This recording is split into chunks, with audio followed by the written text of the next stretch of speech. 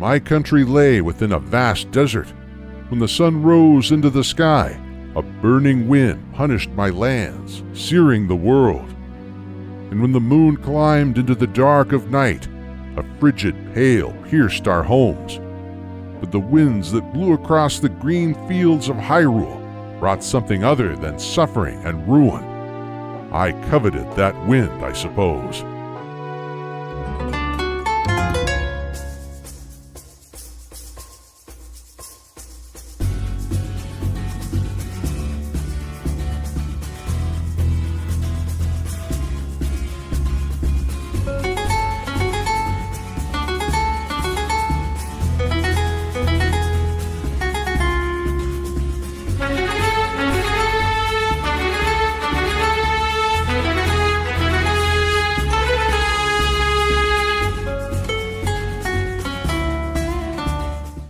Our story begins with the molding of this magical universe by the three golden goddesses. Back then, in the era of creation, Din, the goddess of power, Nehru, the goddess of wisdom, and Faror, the goddess of courage, created the Red Earth, gave it the spirit of law, and created life forms who would uphold the law of this world. With their labors complete, the three golden goddesses departed back to the heavens and bestowed a whole new relic, the Triforce, in the care of goddess Hylia. In many ways, the origins to the suffering of the human precursors of the Hylians and the Gerudo can be traced back to when Demon King Demise, with his army, invaded the surface and forced goddess Hylia to evacuate the humans of the surface and the Triforce up to the sky. Goddess Hylia then defeated and sealed Demise in the sealed grounds, but knew that in order to wield the omnipotent Triforce, she had to give up her divine form and be reborn as a mortal. Eventually, Hylia was reborn as Zelda, the daughter of the headmaster of the Skyloftian Knight Academy, Gapora. On the 25th anniversary of the Academy's founding, two key Academy students stood out as favorites in the traditional wing ceremony: Zelda's childhood friend Link and the local bully Groose. Where Link shared a close childhood friendship with Zelda, Groose was attracted to her and would do anything to prevent Link from taking his spot at the private ceremony following the competition. As such, together with his cronies Colin and Stritch, he first kidnapped and locked Link's Crimson Loftwing away, was scolded by Zelda for his rude behavior towards Link, but still went on to ram into Link during the ceremony, but to no avail. But why are we talking about Groose? The answer is very simple. Groose is likely the precursor, or if you prefer, the first Gerudo. With his red hair, strong posture, direct approach and yellow eyes, he has the main characteristics attached to the hard-witted Gerudo. More so, Groose is also a great example of how the later Gerudo tribe is not inherently evil, but instead just hostile to foreign races and people by nature. Since after sobbing over the disappearance of Zelda, he later manned up and tailed Link from the sky down to the surface. This is where he then, after discovering the life and nature of the surface that he named Grooseland, slowly but surely went through a change of heart. This was mostly following consultations with the old Shiga Impa, who made him realize of his importance and supportive role to Link in the upcoming battles against the imprisoned at the sealed grounds. And battled he had, in particular from his Groosenator to bombard the imprisoned and finally launch Link to seal the beast away. After Link had crushed the imprisoned in the present with the help of the complete Triforce and the goddess statue, Zelda released the seal she had cast on herself in the past and was reunited with Link, Groose and Impa. However, the joy was short-lived as Gyrim, the loyal servant of Demise, knocked out Link and Zelda and took the unconscious Zelda to the Gate of Time. Here, Groose and Impa aimed to prevent Gyrim from passing, just to be kicked aside. Groose, however, wouldn't wait for the outcome of the decisive battle in the present and headed through the Gate of Time to save Zelda's soulless body from death. He then brought her back to the past for safekeeping while Link went on to challenge and take down Demise. The hate for the gods that is boiled in my veins, you will taste all of it in the bite of my blade.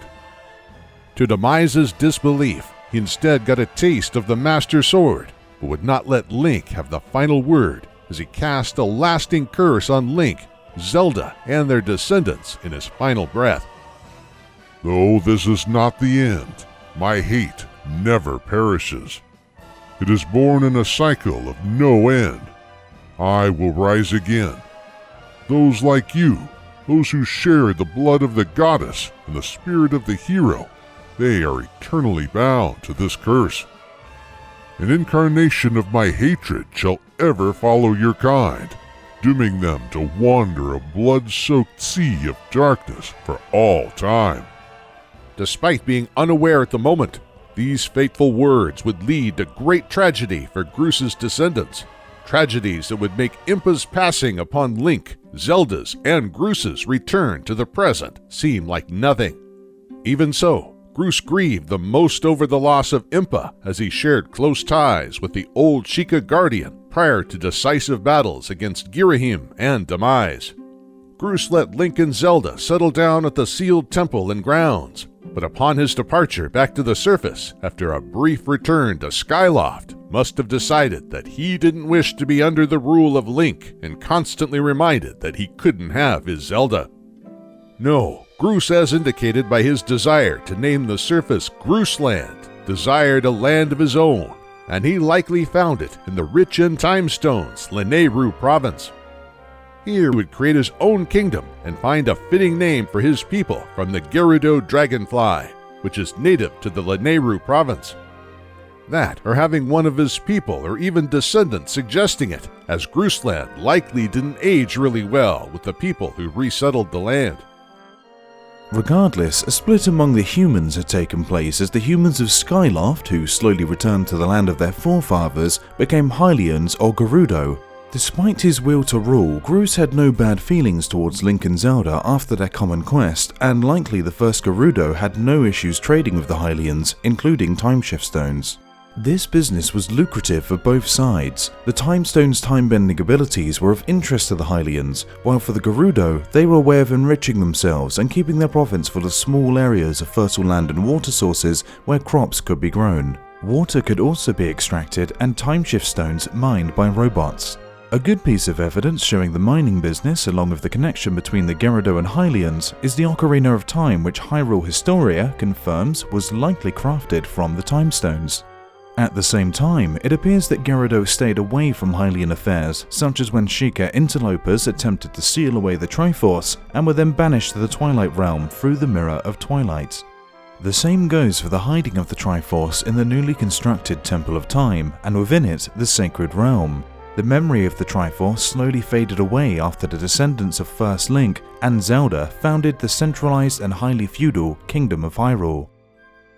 The Gerudo likely had no interest in setting up a similar class society, but there were other more genetic areas where the Gerudo began to differ besides cultural ones. For example, developing a unique alphabet from the Hylians.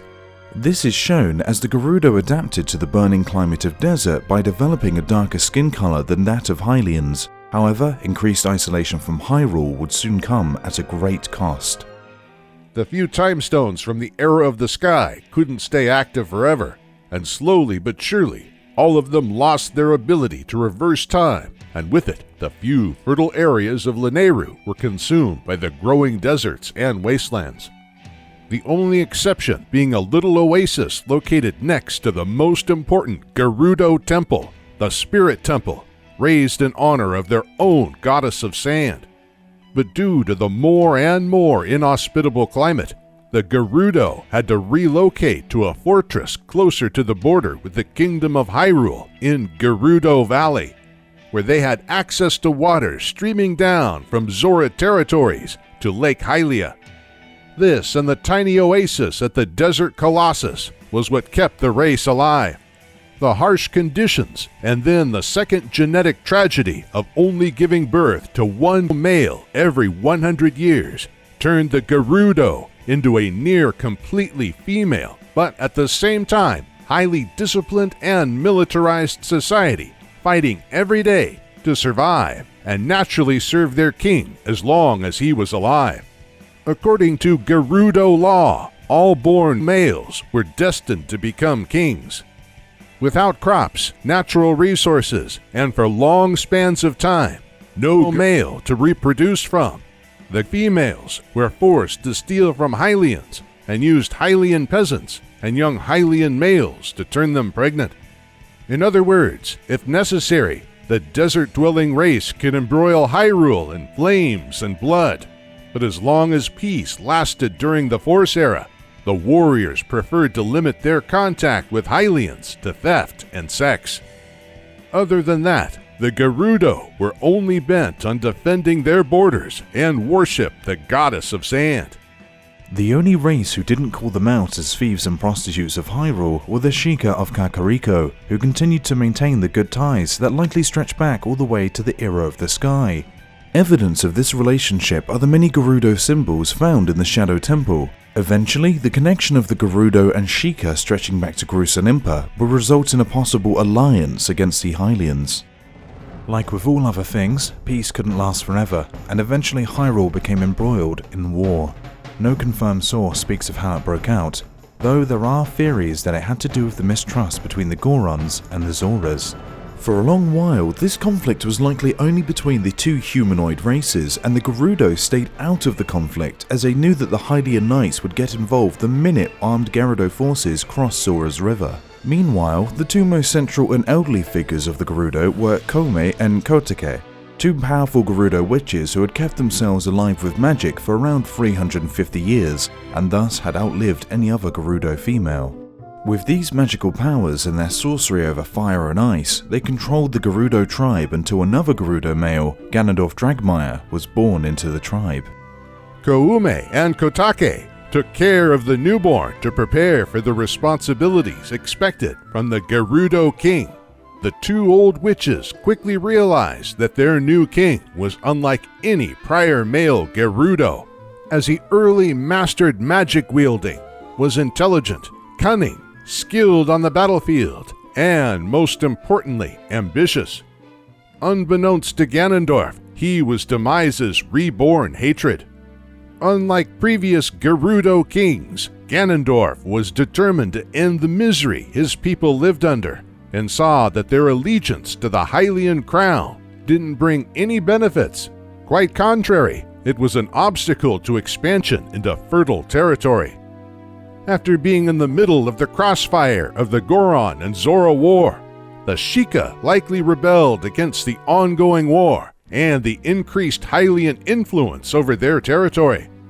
This must have been a natural ally for Ganondorf, who, certain of victory, withdrew his fealty to the King of Hyrule and sent his forces where they likely besieged the fortified Lon Lon Ranch, pillaged Hyrule Field, prior to reaching Kakariko Village, where Ganondorf and the leader of the Sheikah Rebellion likely agreed to a military alliance.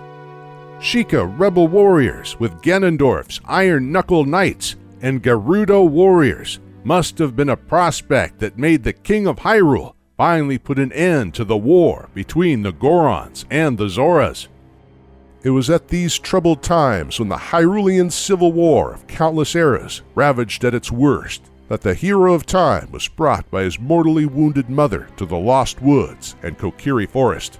Shortly after this incident, the war was finally quelled by the King of Hyrule and likely his Goron and Zora allies, resulting in the unexplained disappearance of the Sheikah tribe, the unification of the lands under the Kingdom of Hyrule, and finally Ganondorf, the king of the Gerudo thieves, was forced to swear fealty again to the King of Hyrule. Humiliated by the Hylians, Ganondorf began in secret to plot against the royal family, seeking the spiritual stones to claim the omnipotent Triforce. This one, however, would require detailed planning and rebuilding of trust from the King of Hyrule, the Great Deku Tree, Darunia, the Goron Patriarch, and King Zora de Bon XVI. For close to a decade, Ganondorf would remain loyal to the king and dedicated to the well-being of his own people. Though this was just a facade set up by the King of Thieves to deceive the King of Hyrule and his own people from his true intentions. A few years later, Ganondorf set his plan in motion, but to his great disappointment met opposition from the Great Deku Tree, Darunia, and Zora de Bon XVI when he requested the spiritual stones. Angered of this arrogance after many years of mending relations, he decided to plague all three of them and then exploit the courage of the young child from the Kokiri Forest and the naive heir to the Hylian throne, Princess Zelda. Ganondorf knew what he was doing, and just waited for Link to collect all the spiritual stones. With the final stone in Link's possession, Ganondorf staged his long-planned coup, assassinated the king and a number of his guards. And this is where Ganondorf's second-in-command, the young Nabooru, had enough, and began plotting behind her evil king's back, teamed up with the Hero of Time at the Spirit Temple, just to be trapped and brainwashed by Koume and Kotake for the next 7 years. With the unintended aid from the Hero of Time through his Ocarina and the Master Sword, Ganondorf had finally cleared his path to the Triforce. However, as the King of Thieves' heart and soul wasn't balanced, he only claimed the Triforce of Power, while the Triforce of Wisdom and Courage split apart. Still, the Triforce of Power was more than enough to turn Hyrule Castle Town into ruins, expel the survivors to Kakariko Village, and take over Hyrule as the King of Evil for 7 long years. However, as the self-declared ruler of Hyrule, Ganondorf feared only one thing: the return of Link as the chosen hero with a Master Sword in his left hand. When Link's return was confirmed, he destroyed the bridge leading into his tower, infested the temples of Hyrule with the phantom of himself, resurrected the Goron-consuming Volvagia, a water-draining amoeba, an evil spirit from the Kakariko Well, and gave the task to Koume and Kotake to make sure that his servant Nabooru would not turn against him if the hero reached to the end of the Spirit Temple. Link lifted all of the curses cast by Ganondorf's great magic and the Triforce of Power and awoke the sages who had likely been murdered by Phantom Ganon, Volvagia, Morpha, and the Ganondorf's likely ally from the Civil War, the beheaded Sheikah rebel Bongo.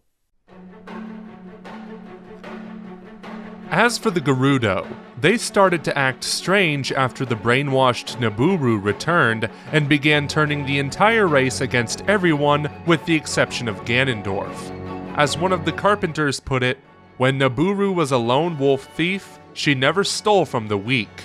But now, Nabooru's gang of thieves stands for cruelty and brutality. She claims to be a chivalrous robber, but no way. The Gerudo thieves had become highly hostile, even toward carpenters who wished to join their cause. This attitude first changed when Link arrived, freed all the imprisoned carpenters, and impressed Nabooru's second-in-command, who granted him membership. In other words, the Hero of Time single-handedly mended the relation between Hylians and the Gerudo and allowed for the repair of the Gerudo Valley Bridge. From here, he was granted passage to Gerudo Desert, where he crossed the haunted wasteland to the Desert Colossus and the Spring Temple. Instructed by Sheik, he then returned the Master Sword, and then back in the past, as previously mentioned, he teamed up with Nabooru to find the Silver Gauntlet just to witness her captured through the usage of dark magic by Koume and Kotake. Link then traveled back to the future, defeated a powerful Iron Knuckle, claimed the treasured Gerudo Mirror Shield, and finally faced Koume and Kotake and another Iron Knuckle, who, after a brief skirmish, turned out to be the brainwashed Nabooru. Finally free, Ganondorf's second-in-command was once again captured by Koume and Kotake. However, it is likely that after that, they and then Twinrova were defeated and killed after 400 years of tormenting the Gerudo with their black magic. Nabooru, though likely deceased, was awoken as the Sage of Spirit, and together with the other sages, contributed to first building a bridge for Link, and then broke the barrier to the higher floors of Ganon's tower after Princess Zelda, with the Triforce of Wisdom, was kidnapped by Ganondorf, the King of Evil. As Link entered the organ hall at the top of Ganon's tower, the Triforce of Power, Wisdom, and Courage resonated. These toys are too much for you. I command you to return them to me. The battle for the Triforce and the future of Hyrule and the Gerudo commenced. In one outcome, the Hero of Time took on Ganondorf, but failed to strike him down and was destroyed in the confrontation.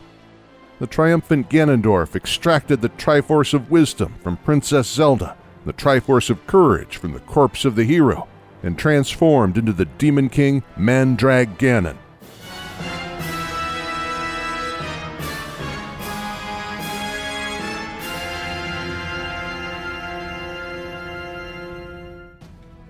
Faced by this horrific sight, the Seven Sages, led by the adult Princess Zelda, as a last resort sealed the Demon King with a complete Triforce in the Sacred Realm. The Master Sword was laid to rest in the Temple of Time, waiting for a new hero to pull it in Hyrule's hour of need. Peace returned to Hyrule, but Ganondorf's takeover had exposed the location of the Triforce, and greedy individuals found their way into the corrupted realm, where they were transformed into monsters and included into Ganon's growing army. Could it be that most of these were Gerudo? That despite all the evil, some were still loyal to their former king?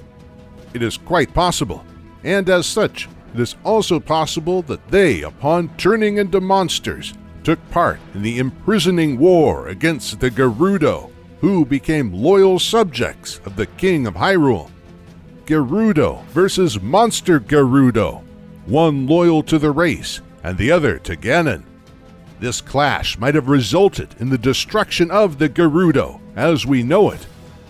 No doubt the Gerudo presence in Hyrule as a separate race was definitely put to an end following the imprisoning war, when the Gerudo became extinct or migrated from the land of Hyrule. Let's remember that the Ganon who was later destroyed by the hero of legend was no longer a Gerudo, but a demon who never turned back into his Gerudo form in this timeline branch. The end to the Gerudo in the Downfall timeline could be pointed to when Komi and Kotake, after turning into Twinrova, sacrificed themselves to revive a brainless Ganon who had absolutely nothing to do with Ganondorf. This, however, was with the exception of Demise's hatred, which would continue to plague Hyrule through Ganon's next revived forms. In the outcome where the hero of time first defeated Ganondorf and then Ganon, Zelda and the Six Sages sealed him away in the Sacred Realm, where he then turned back into Ganondorf. He swore to murder the descendants of the Sages with the Triforce of Power, which was still firm in his grip. The defeat of Ganondorf was celebrated by all races in Hyrule, including the Gerudo at Lon Lon Ranch, as the race was at last accepted by the rest of Hyrule's inhabitants after Nabooru's contribution to the great victory over Ganon/Ganondorf. After hundreds of years in the Sacred Realm in the Adult Era, Ganondorf once again turned into Ganon, and successfully broke the seal that the original Seven Sages had cast. Full of rage and anger, he sought vengeance against the Hylians and the descendants of the goddess and the hero.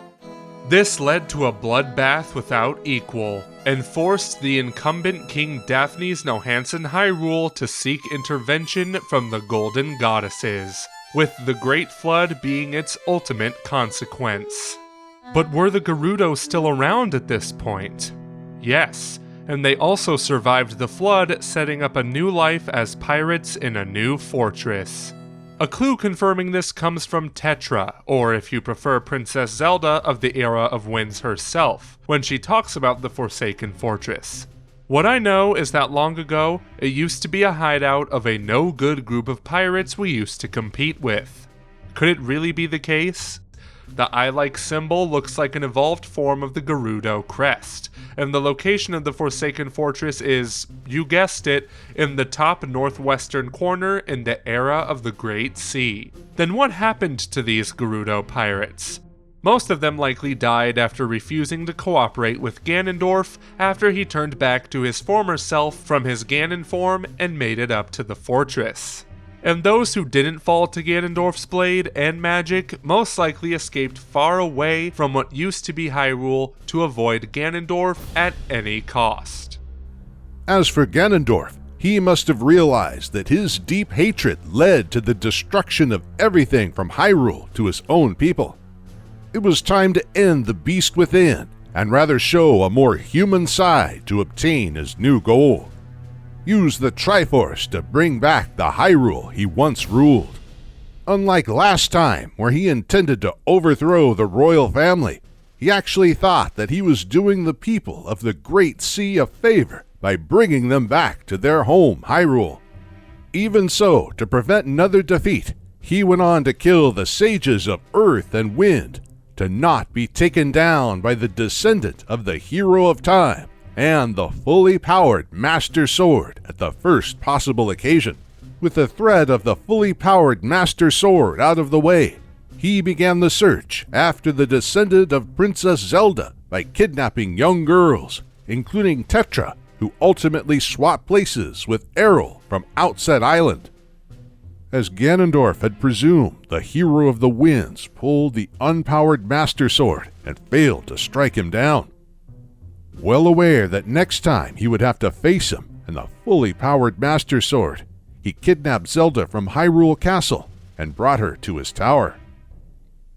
My country lay within a vast desert. When the sun rose into the sky, a burning wind punished my lands, searing the world. And when the moon climbed into the dark of night, a frigid hail pierced our homes. But the winds that blew across the green fields of Hyrule brought something other than suffering and ruin. I coveted that wind, I suppose. So, did Ganondorf desire nothing but to bring Hyrule back, making him the good guy? And did the king who desired to wash out the tragic past become a bad guy? Not exactly, as throughout the Wind Waker's final chapter, Ganondorf is an apologist. He tries to show that even though he's done some bad things in the past, he argues that the royal family of Hyrule is no better, and in his eyes is even worse. As such, we need to be careful to believe Ganondorf. Yes, he might have some remorse and might be slightly sympathetic, but deep inside, he still bears Demise's deep hatred and goes back to his murderous instincts as soon as his wish for a resurrected Hyrule is denied. Remember, Ganondorf in the adult era of the Hero of Time ruled Hyrule once for 7 years with an iron fist. Then, on the other side, it appears that he wished the best for his people ever since his first attempts, the Civil War. This first conflict gave his tribe an opportunity to escape poverty, and perhaps he saw it possible too for the poor souls of the Great Sea. We will never get an answer to Ganondorf's true intention, as the Hero of the Winds killed Ganondorf by piercing his skull and turned him into stone with the Master Sword. Hyrule, and with it Gerudo lands, were washed away. This marked the end for Ganondorf, and though some individual Gerudo pirates still roamed the water, the race and society was all but gone. Then how did the Gerudo survive until the era of the Wild? The child timeline, since the return of the Hero of Time to relive his childhood resulted also in the Triforce splitting, and with it no one knew where or who the Triforce of Power went to. Even so, Link warned the royal family of Ganondorf's planned coup, and shortly after departed Hyrule with Epona and the Ocarina of Time. What happened next was that Ganondorf avoided arrest and instead mobilized his Gerudo army for war to take the Triforce by force. The Gerudo-Hylian War, to be precise. The King of Thieves' aim for this armed conflict was detailed by the ancient sages in the era of Twilight. He was the leader of a band of thieves who invaded Hyrule in the hopes of establishing dominion over the sacred realm. He was known as a demon thief, an evil magic wielder renowned for his ruthlessness. Unlike in the Civil War, Ganondorf would unleash unspeakable terror and suffering as he and his well-trained Gerudo warriors approached and burned down Lon Lon Ranch, and then besieged and conquered the ill-prepared Hyrule Castle Town. Here they thoroughly searched for a way into the sacred realm from the Temple of Time to claim the Triforce. When this failed, Ganondorf likely destroyed both the town and temple, and set his aim on conquering the rest of the land. Making a long story short, this failed, and instead Ganondorf was defeated in battle, and then likely exposed by Nabooru, who disliked his violent ways. A clue to this backstabbing is a quote from the sages of the era of Twilight. In all of his fury and might, he was blind to any danger, and thus was he exposed, subdued, and brought to justice. To make Ganondorf's humiliation complete, the sages will not only execute the King of Thieves, but also build a horrifying prison and execution site over the most holy structure to the Gerudo, the Spirit Temple. Several years later, the Arbiter's Grounds was complete, and Ganondorf was finally sentenced to death by the Tide and executed. But then the Triforce of Power resonated and kept the former Gerudo king away from death. Filled with rage, Ganondorf rushed out and killed the ancient Sage of Water. Witnessing this crime, the panicked sages utilized the Mirror of Twilight to banish Ganondorf to the Twilight Realm. However, the failure to execute Ganondorf was kept in secrecy, and to keep it this way, the Gerudo were forced into exile. Who knows, perhaps to Termina, where Gerudo pirates could be found in Great Bay's pirate fortress. Ganondorf, Malice form, would, after some time, find a new servant. Since he no longer could use his own powers, Ganondorf would grant some of his power to Zant. This way, he could overthrow Midna, the Princess of Twilight, and then invade the Kingdom of Hyrule, force Princess Zelda of the Era of Twilight to a humiliating surrender, and cover the entire land in Twilight. At the same time, Ganondorf would make his way back to Hyrule Castle, where he would, after sealing of the castle, wait for the hero of Twilight and Midna. Despite possessing Zelda and turning into Dark Beast Ganon, he still couldn't prevent the hero from finally putting an end to the Dark Lord in a decisive sword duel in Hyrule Field. Upon being pierced by the Master Sword, Ganondorf rose up one final time and then passed away standing as the Triforce of Power disappeared from his hand. With Ganondorf gone, Hyrule would finally experience an era of peace again, and since the reign of the Dark Lord was conclusively over, the Gerudo were allowed to return. But from where? According to Hyrule Encyclopedia, from nowhere, as they didn't move anywhere after being thrown out of the Gerudo Desert. The Gerudo were driven out of the desert altogether, but found a new home in the Desert of Doubt. Since Ganondorf's final defeat to the hero of Twilight, the Gerudo worked hard to foster a more positive relationship with the Hylians, condemning the actions of their former leader. There was only one tiny issue: Demise's curse. A few hundred years after the first Ganondorf's death, another Ganondorf was born into the Gerudo tribe in the Shadow Era, and he quickly grew to become a serious threat. You only need to listen to the words of the Gerudo Elder of the tent-dwelling nomads to understand. But this child, its heart grew twisted with every passing year. The child became a man who hungered for power at any price. This statement is supported by a different Gerudo nomad. The village is in a bit of an uproar contending with a man who broke our laws. We can't do much for you, but make yourself at home. The law the Gerudo is referring to is that no Gerudo are allowed near the Pyramid of Power. Naturally, since Ganondorf went there, he was expelled from the tribe. Though this didn't bother Ganondorf, as he was fueled with Demise's hate aimed to usurp the power of others and cover Hyrule in darkness. And he largely succeeded with this plan when he first claimed the Trident from the Pyramid of Power and then the Dark Mirror from the Lost Woods. Then he went on to use the mirror to summon a Shadow Link who tricked Link to pull the Force Sword and free Vati from his seal.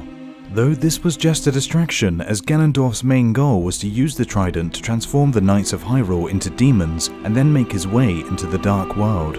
There, after transforming into Ganon, he was finally defeated and sealed in the Force Sword by the Four Links. However, the Gerudo and Ganon timeline in history doesn't end here, as tens of thousands of years after the events in the Shadow Era and Era of Decline, the Gerudo once and for all distanced themselves from Ganondorf/Ganon. They stood with the Hylians in the fight against Demise's curse and the one male Gerudo who had plagued the tribe since the first Hyrulean civil war. This paid off, as the Gerudo became the closest friends to the royal family of Hyrule, and their chieftains were selected to pilot Divine Beast Vanaboris to battle the worst form Ganon took after an endless line of incarnations, Calamity Ganon. Fitting name, seeing that Nabooru was the first Gerudo who opposed and took the Hylian side against Ganondorf, and through these actions saved her tribe from the same fate that awaited their king.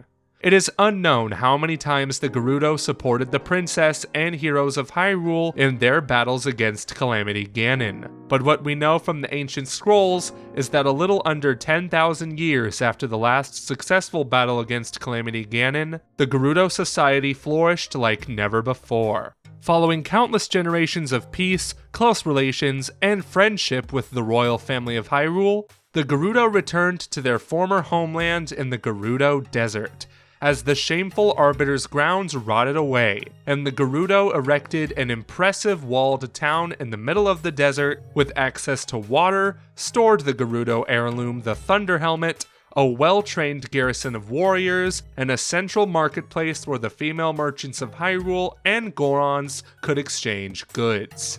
Male merchants would have to settle for the minor Karakara Bazaar. On top of this, the Gerudo traveled more than ever to Hyrule and often stayed there as they found husbands and settled in the kingdom for good.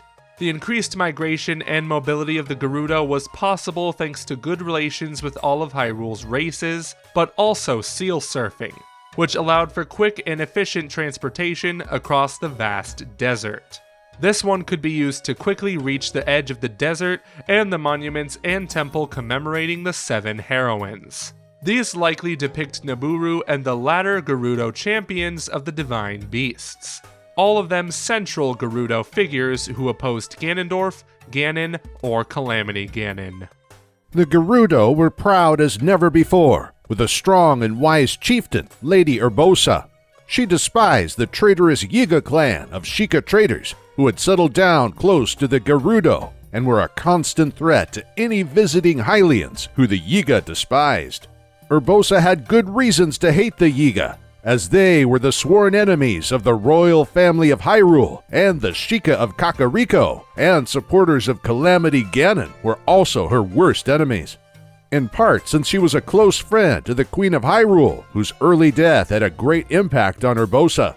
Left behind and under greater and greater pressure was the young Princess Zelda, who Urbosa saw as her responsibility to support mentally. Over the next decade, the two would build a close bond. When the signs of Calamity Ganon's return became clear and Divine Beast Va Naboris needed a pilot, Urbosa did not hesitate. You have my word. I won't rest until the Calamity falls. Gerudo Chief Urbosa, on behalf of Hyrule and its king, I thank you. The Yiga had become more dangerous than ever, and Urbosa took no risks leading Princess Zelda back from the desert, and for a good reason, as it would turn out.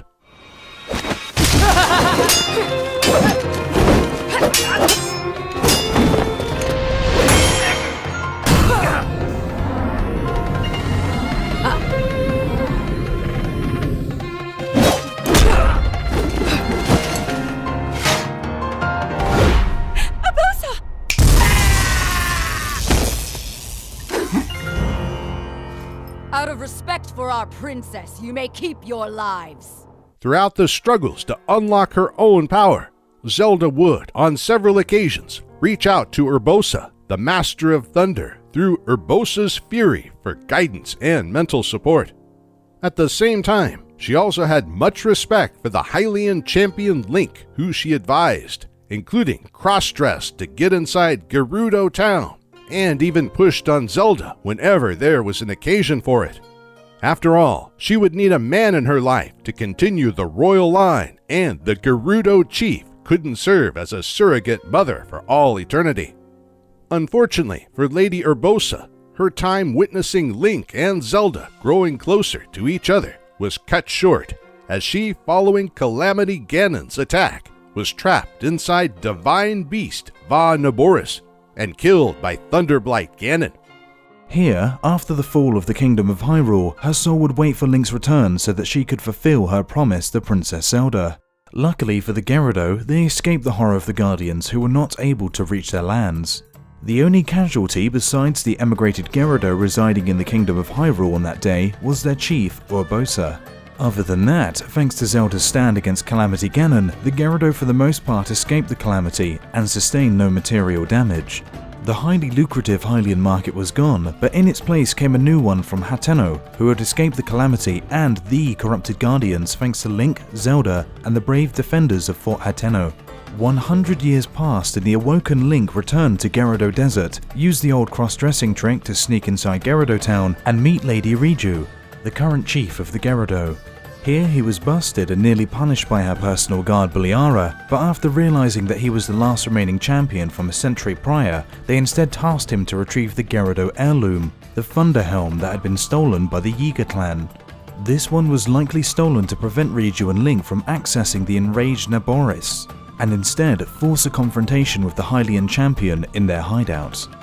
When this failed and Master Koga was defeated by his own cockiness, Link and Riju made their way to Nabooru, and Link finally freed Lady Urbosa's spirit, obtaining Urbosa's fury and the eternal respect of the at first skeptic Gerudo. So much so that they granted him Lady Urbosa's scimitar of the 7 heroines and Daybreaker's shield. Link and Lady Riju in particular became good friends as the Hylian champion cleared all problems that the highly sophisticated civilization faced, and seeing Link as an old friend of Lady Urbosa, she trusted him enough to allow him to borrow the Gerudo heirloom. Finally, prior to facing Calamity Ganon, Link would have a few more personal conversations before Lady Urbosa fired off Divine Beast Va Nabooru and did her part to weaken Calamity Ganon prior to departing along with the deceased champions and the King of Hyrule after Zelda sealed away Calamity Ganon and was reunited with Link. And that concludes the troubled history and timeline of the proud but plagued by Ganondorfs and Ganon's Gerudo. We are certain that with their great comeback in Breath of the Wild, they have a promising future in the Zelda franchise as the descendants of Nabooru, Lady Urbosa, and Lady Riju are likely to remain important allies of Link and Zelda in the future. And then we will see if Ganondorf will win back the crown that he abused so many times across all timeline branches. If you haven't already, then make sure to like, subscribe and press that notification bell for all notifications. A big thanks goes to everyone who made this massive production possible. That will say our patrons on patreon.com/commonrealm, and in particular royal producers Kenyatta Ali and Bradley Carriage. And we also need to thank everyone who gave us permission to include their animations. That goes in particular for RwanLink for his amazing Ganondorf and Gerudo animations, and Undying Nephalim, Hyrule Conquest for all the amazing war animations from Hyrule Conquest, previously Hyrule Total War. Researching, writing, voicing, obtaining footage permission, and editing beasts of timeline videos like this take a very long while. And though this is the last one for the races, wow, we actually made it, we completed all the races, we are preparing a new series with similar format that you are certain to love. However, I want future big productions such as this video, our timeline and documentary videos featuring Jason Dameron, to be fully crowdfunded projects through donations, say during our future live streams, as each one of these timeline videos productions cost several hundreds of dollars to produce. So Vice and Vos, until next time, thank you for watching, and while you're still here, make sure to check out one of these 2 great videos.